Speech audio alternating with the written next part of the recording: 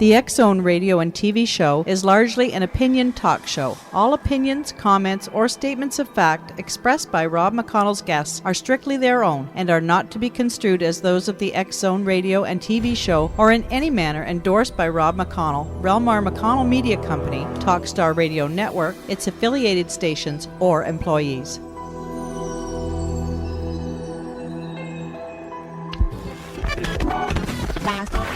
All Hit Radio.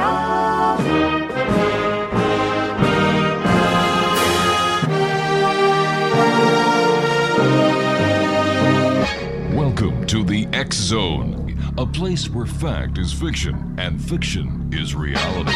Now, here's your host, Rob McConnell.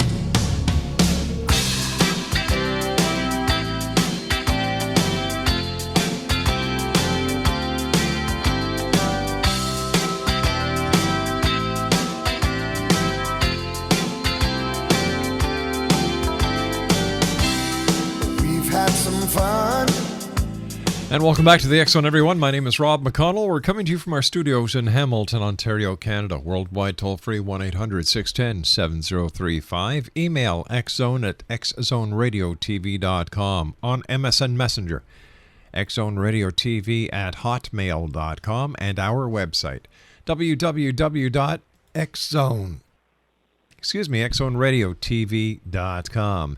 Don't forget, X Zone Nation, that in less than a week, the Halloween edition of the X Chronicles newspaper will be making its worldwide debut. All right, so much for trying to make it sound like Halloween. And if you'd like to get your copy, all you have to do is just send an email to publisher@xchronicles-newspaper.com, or you can visit online to the many past issues that we have available for you at www.xchronicles-newspaper.com/newspaperstand.htm. My guest this hour, X Zone Nation, is Star Donovan. She is the author of The Young Vampire Adventures, a series of books for ages 8 and up. Now, Star was born in England and grew up in South Africa. She first wrote about Gappy, the young vampire, in a school essay when she was 11 years old. Star moved to the United States and settled in upstate New York in 1984. Her education includes a Master of Social Work from the University at Albany. Now, as an adult in the 1990s, she would tell Gappy stories to her 2 young daughters. Publication of the book series began in 2008 with approximately 2 numbers appearing each year. Star lives in New York State with her husband, 3 cats, and a woodchuck in the backyard. Now listen to this, X Zone Nation. Star never, and I mean never ever, kills spiders, and she loves bats. She still reads children's books and often wishes real life were as interesting as the world of make-believe. Her website is www.gappy.tv. That's GAPPY.TV. And joining me now is Star Donovan. And Star, welcome to the X Zone. Thank you very much. Thanks for having me. Tell me, Star, where did your interest in vampires and the paranormal come from? Well, when I was little, I used to love vampire stories, and I saw the Dracula movies and all the other vampire movies that were on, and including Stephen King's Salem's Lot. And I just had a thing for vampires. I don't know where it came from, but as you were saying in the introduction, I first wrote about Gappy when I was 11 for a school essay, and I had no idea what to write about, and I was stomping around the house and in a bad mood, and my mother was so sick of hearing me complaining that she said, "Oh, why don't you write a story about a little vampire whose fangs won't grow," or something like that, and called him Gappy the Unhappy. Gappy the Unhappy. Seeing as I was into vampires anyway, that seemed like a good idea, and so I wrote the essay, and that's how Gappy got started. Let me ask you this. Do you believe that vampires really do exist? Well, some of my fans on Facebook apparently believe that, so who am I to say whether they're wrong or right? But tell me, what do you believe? Well, I would like to believe that they're real, but logically, I guess I sort of have to admit that they might not be. So you've never woke up in the morning with 2 fang marks in your neck, well, unless it's from your husband, and you've never seen a person transpose into a bat. No, unfortunately I haven't, but I would love to be able to change into a bat and do flying and all the neat things that vampires can do. All right, please stand by, Star. You and I have to take our first commercial break for this hour. I know a couple of bats. Members of my family. Your mother-in-law, maybe? Oh, yeah. Yeah, it runs deep in the family, believe me.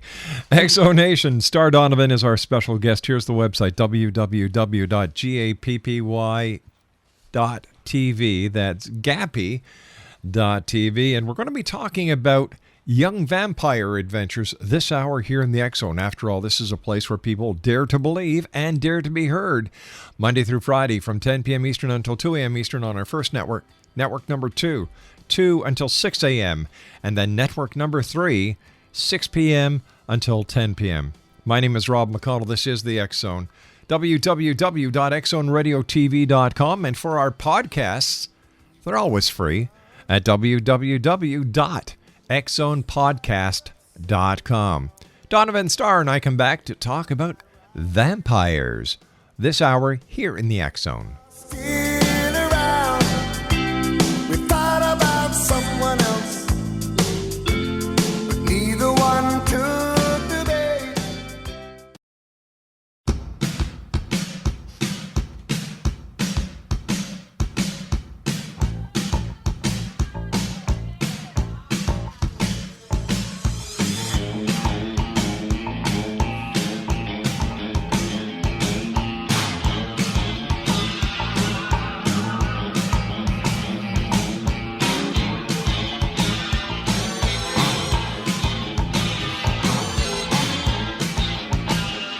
And welcome back to the X Zone, everyone. Star Donovan is my special guest. www.gappy.tv. That's Gappy TV. And first of all, tell us a little bit about yourself.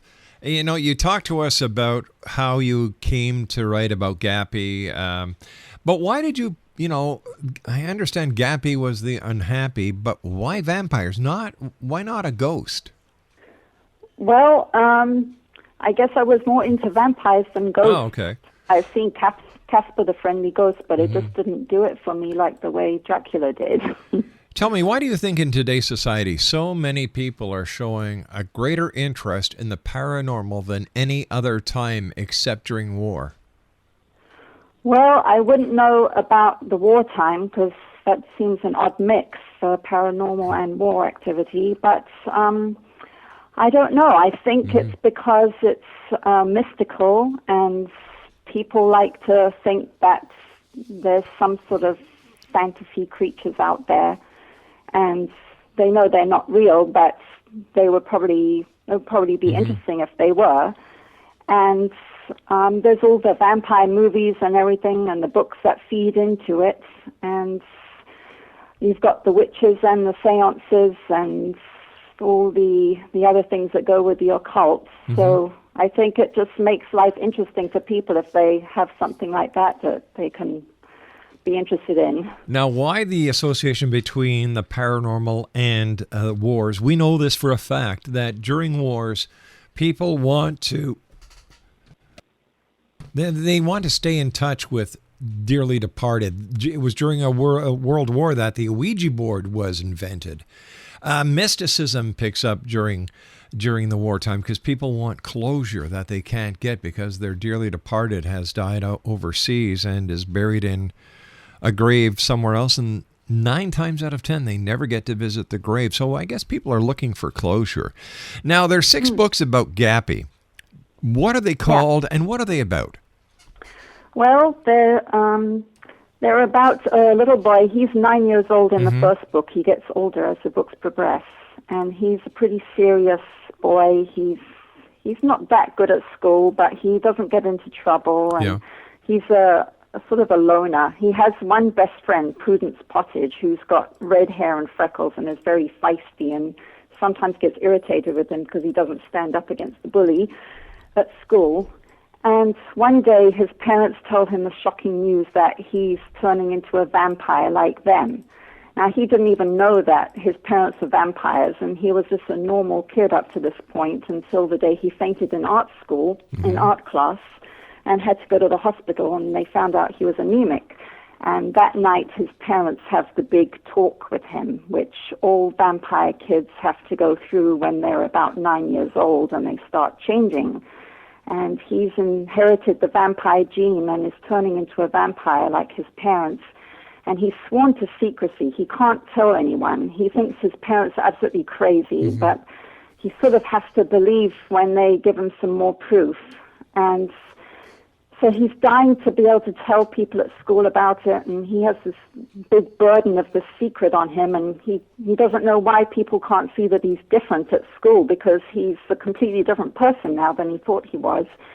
But he manages to keep his mouth shut and keep it a secret until the time he runs into a bully in the first book, which is The Surprise for Gappy, and he finds himself using a vampire power that he didn't know he even had yet. And he's not supposed to use his powers in public because he'll get in trouble with the vampire council. They're very strict about that sort of thing.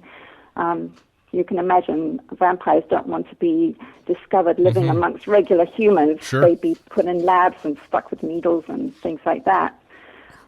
Book 2 is called Gappy Disappears, and that's when he begins losing his reflection at school one day in the mirror, and that could get very difficult to deal with if somebody noticed. And he runs across a pair of thieves, and he's able to use a new skill that he's developing to do with his disappearing reflection to save the day. And he also manages to maybe turn around the character of the bully that's always pestering him at school in the process. Book 3 is Gappy's Kidnapped. That's my favorite book. He gets to go to vampire summer camp, and learn how to do all the magic things that vampires get to develop as they grow older. And he uses one of his powers to help him escape when some people kidnap him in the middle of the night. Ooh. Yeah. Book 4 is Gappy and the Thieves, and that takes place at Oakwood Cemetery in Troy, New York, where Uncle Sam is buried. And I use the opportunity to just give the kids a little bit of information about Uncle Sam and what he did during the War of 1812. And he finds some skullduggery going on in the graveyard. There's people walking around with flashlights in the middle of the night, and the kids go down a secret tunnel underneath their house that leads to the graveyard, and they try and find out what's going on. But all this time, Gappy is coming across situations where he sort of has to use his vampire powers, but he can't let his friends see. So it's all about how he gets around that sort of thing. And of course, he gets captured and he escapes, because he pretty much gets captured in every book. Wow. And of course, he can just turn himself into a bat and fly away. Yeah, I know. Well, he's not that experienced yet. He can't do that until the book 6, where he starts learning how to change into things when he goes back to summer camp.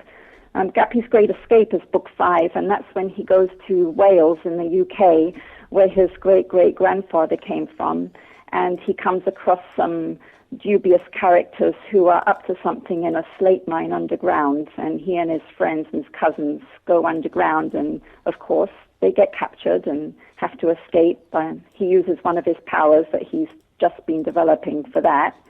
And Gappy and the Witch's Curse is when he goes to Salem, Massachusetts, and solves an ancient problem that's been bothering the vampire community for 100 years, and only he is able to find the answer.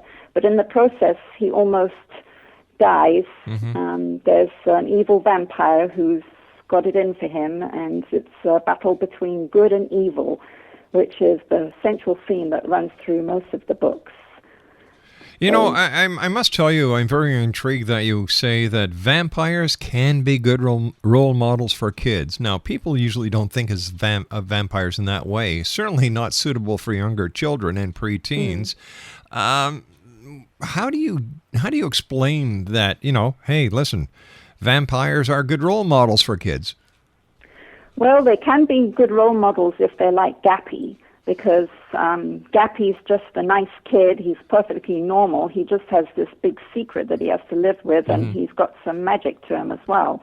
And he's a good role model to the 8 to 12-year-olds who read the books because he's adventurous, he's loyal to his friends, he's respectful to adults, he works hard to solve problems, he doesn't give up. He's a reluctant hero sometimes, but Prue manages to talk him into doing the right thing in the end. And he's a bit mischievous, and he takes risks, and he gets into danger, but he struggles through and doesn't let things get him down. And he's also has to deal with being totally different in the world. There's a lot of children who feel like they don't fit in. And one of the 4th grade teachers that of a school that I went to talk to the kids about the books, she was very taken by the fact that Gappy was dealing with being different, and some of her kids in the class could really relate to that. So in that way, my vampire can be a good role model to the children that read about him. Mostly it's blood and guts, and that's for the older people, but for my books, they're completely age-appropriate, and I think parents and even my priests approves of Gappy, and he's a Catholic, and they're not supposed to believe in vampires. Well, I don't think that your priest actually does believe in vampires, but what he does is he enjoys the reading of the book. Which brings me to my next question. Do you think the market is oversaturated with vampire books these days, especially with the Twilight series and the vampire series currently running on TV? Well, I would say that it is saturated, but it is saturated for the older age groups. There's not really any vampire books or at least series out there that are targeted for the age 8 to 12 age group.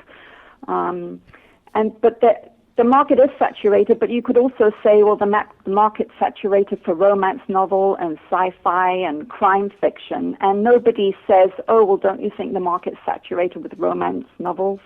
If you're a romance lover or a sci-fi lover, you're glad that the market's oversaturated, because then you'll never run out of books to read, the things that interest you. So tell me, what do you think about the Twilight series, and what makes your books different? Well, what makes my books different is because they're for a different age group. Yeah. The Twilight, I think, are for teenagers, but I honestly haven't seen any of the Twilight movies or read any of the Twilight books because I don't want to get any ideas that aren't my own. I just want my imagination to be a fresh canvas. And so I can't really answer how my books are different. I think it was probably funny to think of a vampire author that hasn't read Twilight, but that's me. I haven't. Okay, you've got a master's, I believe, in social work, and how does your background and experience help you writing books for children? Well, I was doing an internship in middle school when I was taking my degree, and I would sit in on some of the classrooms and observe the children's behavior, and there are a lot of children with emotional and mental issues, and I had occasion to sit on some of the special ed reading classes, and I saw children that had issues of one kind or another and behavior problems and had never really picked up a book before and had difficulty reading because they were backward. And I saw them reading Harry Potter. All right, we're gonna hold you right here because we have to take our news break. Cliffhanger: Harry Potter, vampires, witches, and much more. This hour here on the X Zone with my special guest, Star Donovan. Her website is www.gappy.tv. And Star and I will be back on the other side of this commercial break. So whatever you do, don't bite someone in the neck unless you really mean it. We'll be back. Don't go away.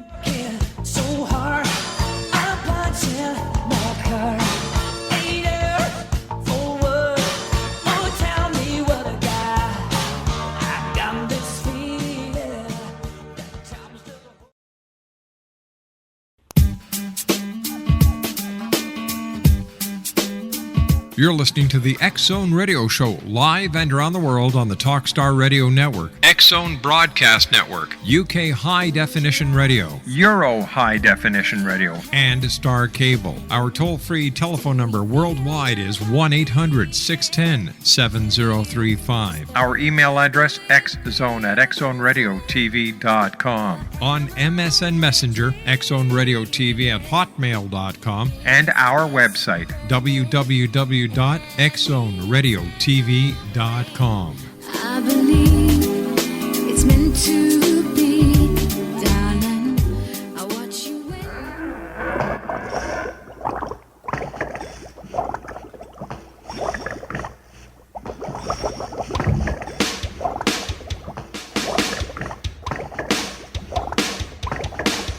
I was working in the lab late one night when my eyes beheld an eerie sight. For my monster from his slab began to rise, and suddenly, to my surprise, He did the mash, he did the monster mash. the monster mash. It was a graveyard smash. He did the mash, It caught on in a flash. he did the mash. He did the monster mash. But my lovely Welcome back, everyone. Star Donovan's my special guest this hour, and we're talking to Star about the Young Vampire Adventures. Gappy is the young gentleman's name, and her website is www.gappytv. That's www.gappy.tv. And I was wondering, Star, if you can tell me how reading about vampires can actually help literacy. Well, as I was saying before the break, I was observing special ed reading class, and the children were reading Harry Potter at the time. And children who hadn't picked up a book in years were having problems reading at school and weren't very interested because of emotional or mental issues. I actually saw them getting really excited about Harry Potter, and they were engaged in the stories, they were interested, they were making huge efforts to read out loud, and it was so great to see. I love children's books, and I have some favorite British authors, and Harry Potter really resonated with me because I'm British, and the way that the books are written is very British. And I remembered being really excited by books and the warm, fuzzy feeling I got from reading them, and I wanted to impart that to children myself. So that also helped me get a move on and start writing for children. And it was a help having the background and experience, too, that I had. And I made my the first two books very simple, deliberately, for the younger end of the age spectrum, for maybe 7 to 9-year-olds, with the reluctant reader in mind, to get them interested in the character, but it wouldn't be too much of a burden to have to read the book. And then when they got a little bit interested in him, the second book is longer, and then the third book is about twice as long as that, and they get rapidly longer and more mature language and sentence structure as they go along. So I hope I'm doing my bit to encourage children to read, and they can follow along with Gappy and read older material as Gappy ages along with them. Tell me, what is the hardest part about continuously writing a children's book? Where do you get the ideas from? Well, for books 1 and 2, I knew pretty much how book 1 started, but I basically didn't have a clue what was going to happen after Gappy got the big news. But I have this kind of magic phenomenon. It's sort of like automatic writing that you hear from psychics.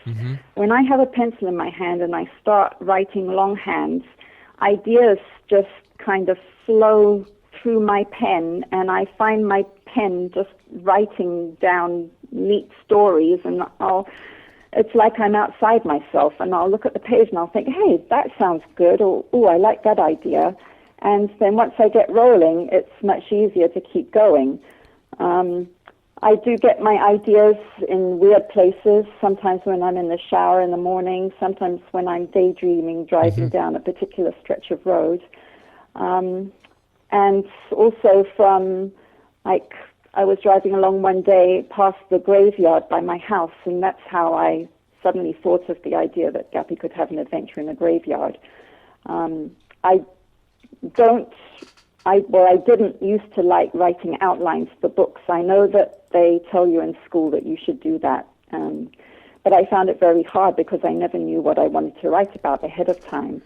But I actually got the idea for book 3 and ahead of time of roughly where it was going to go in the end. And so I tried writing an outline, and before I knew it, the magic with my pen was working, and the outline was rapidly becoming pretty much a big synopsis for what the book would turn out to be. And I liked that so much that I used it for books 4 and 5 and 6 as well. It's like a roadmap, and it keeps you on track if you know, I have to write this section now, and then I write that section. But I do find that I often start writing the middle of the book where the action is happening because I just can't wait to get to the exciting part. And then once I've got that out of my system, then I'm calmer and more able to write the beginning stuff that leads up to the exciting part. So tell me, Star, have you yourself ever had a paranormal experience? Do you believe in vampires? Do you believe in things that go bump in the night? Is Halloween one of your favorite times of the year? Well, Halloween is pretty cool because you have the vampires and the trick-or-treating, and it's all eerie at night, and vapors coming out of people's mouths in the dark when they're going around trick-or-treating. But I have had a couple of really weird experiences happen to me while I was writing book 6. Share them with us. Well, in book 6, I had been immersed in the Salem witch trials of 1692, and I'd been thinking about nothing else for the past month or two because I was editing my book, and I went to a place called the Book Barn near my house, and I was looking for a birthday present for a friend of mine who's a chemistry professor, and I thought it would be neat to get him an old-fashioned chemistry textbook. Right. So I asked the guy where to look for it, and he directed me to this bookcase, which was filled with really old textbooks bound in that sort of cloth binders, and they were all like muted red and brown and gray colors. And so I was looking at these textbooks for like 1940s to 1960, and suddenly this hardcover, white-covered book stands out among all the other darker colors of the old-fashioned books. And I pulled it down, and it was In the Devil's Snare by Mary Beth Norton, written in book 2002, and it was a history of the Salem witch trials of 1692.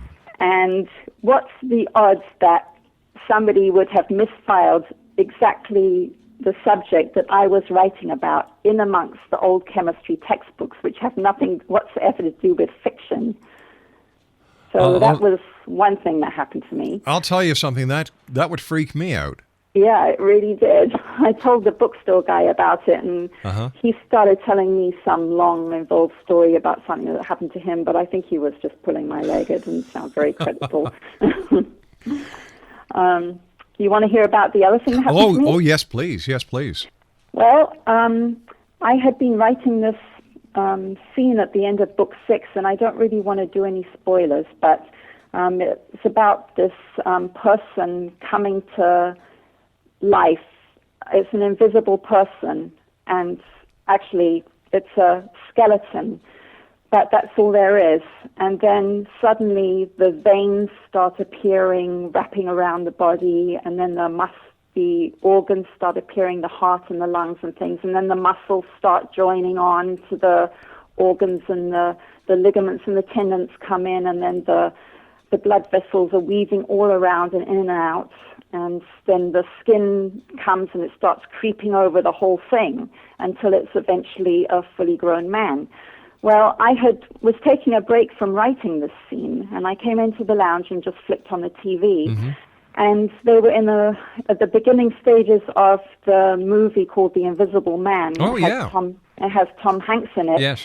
And they were in doing a scene where this big gorilla or some huge monkey was being injected. He was invisible, and he was being injected with a serum that would make him visible. And as it traveled through his veins, the veins became apparent, and then everything else started filling in, the organs and the muscles and the tendons and everything.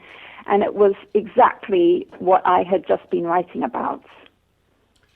That is unreal. It was really creepy. I went and told my mother, and she's like, "Oh, I don't want to hear any more. This book is creeping me out." Star, tell me what children are telling you about your books. Well, the children that read my books absolutely love the characters. They can really relate to them because they're normal children who face bullies and get into trouble with their parents, but they're also very honest and good-hearted, and they're fiercely loyal to each other. And the kids basically tell me that they get the same warm, fuzzy feeling that I got when I was reading my children's books when I was younger. And that's a really nice thing to hear. And the children that read my book in the fourth grade classroom that I went and talked to, they had read the first book, and I went there and talked to them about my other books and read a chapter or two of the second book. And they were all so excited to know that there was other books that they could read about the character that they'd been interested in. And they just loved his adventures and the danger he gets into. And I think children find it very satisfying when there's a hero, however unlikely he might be, who struggles against the odds and triumphs in the end, and the evil people get what the heck is thrown that? out. Yeah. So tell me here, when you're writing your book and you read it to the children, or the children actually come and see you, or you go to the school and read them, what do the teachers say? What do the adults say that interact with children after reading your book? Well, I have had some teachers tell me that they really saw an improvement in their children's interest level in reading because they were introduced to my characters and they read them in class, so it wasn't very hard it wasn't a burden on them to have to read the whole book by themselves and not interact with anyone while they were doing it. And they really liked it, and they've invited me back again. So I guess they were really happy with the effect that I had upon their children. Exonation, our special guest this hour is Star Donovan, and we're talking about vampires. And Star Donovan has a series of books featuring this little vampire by the name of Gappy. Now, if you'd like more information on Star, her website is www.gappy.net. That's www.gappy. I'm sorry, it's gappy.tv, not net. Gappy.tv. You've got 6 books out now. Are you still writing? Is Gappy going to turn into a teenager? Yes, he is. I've actually just started book 7, which is actually book 1 of the teen vampire adventures.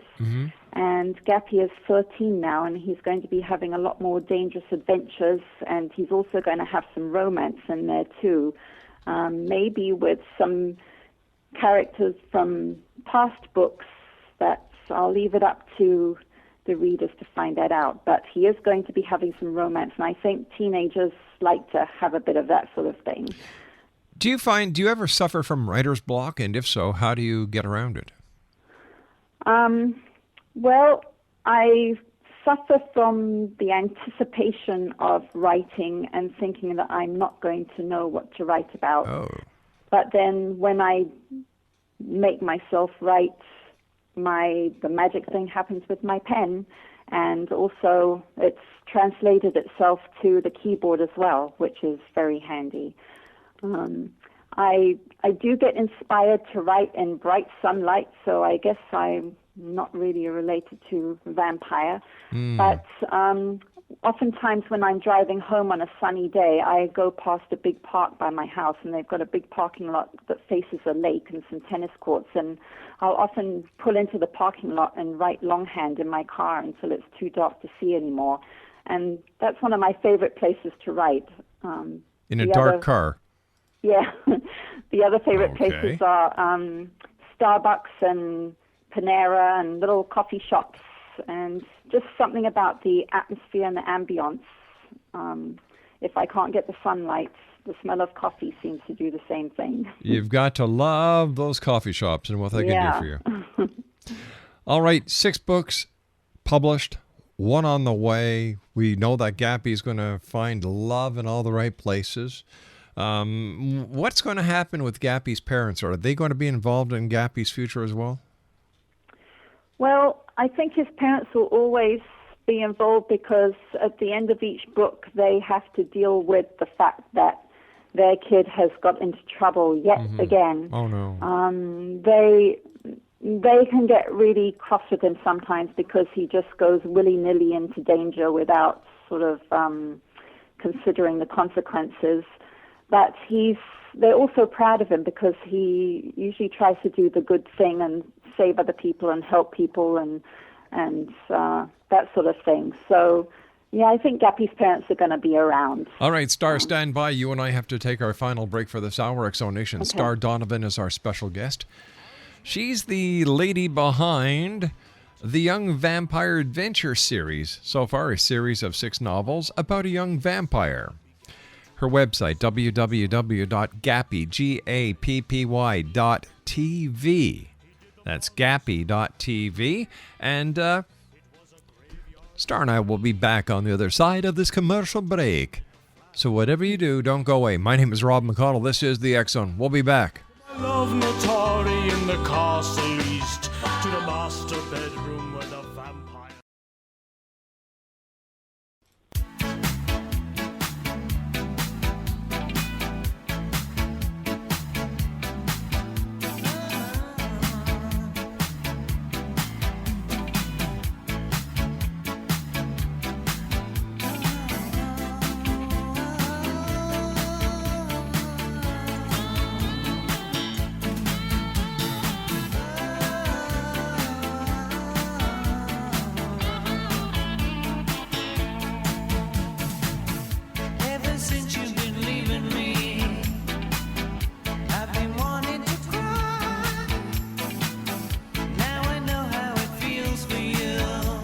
Exonation. Star Donovan is my special guest this hour. Her website is www.gappy.tv. She is the author of a group of books centered around this young vampire who constantly gets himself into trouble. Mind you, he always gets out of trouble, and she is working on book number 7 right now. Her website, once again, is www.gappy.tv. Tell me, Gappy just doesn't exist in your books, does he? Tell me where else he exists. Well, he has a YouTube channel where you can see illustrations from his books set to his really cool theme music. You can also see a very pretty young lady by the name of Bryony Allen who narrates book 1, the whole of book 1 you can see on YouTube. He's also on Facebook. He has close to 6,000 Facebook fans who he talks to in real time and advises them on different things and answers questions and just chats about school and things like that. That's at facebook.com/Gappy the Vampire. He is also coming out one day soon with a Gappy song. I'm currently looking for a... Whoops, we don't know what happened there, but apparently we just lost our guest. And Craig, can you oh, it's too late. All right, our guest of this hour, Exonation, has been Star Donovan. www.gappy.tv. That's www.gappy.tv. Vampires. Here's the question for you, Exonation. Do you believe or are you a skeptic? Do you really think that vampires do exist?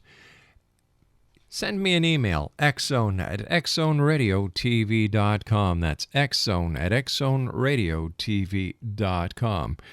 Once again, we don't know what happened. Our line dropped with Star. I hope she's all right. I hope nobody kind of slapped the phone out of her hand and gave her a big bite on the neck. But you never know, because this is the X Zone.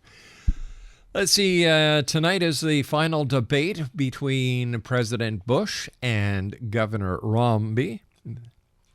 This should be Romney? Did I say Romney? Oh, that was my old baseball coach. Romney.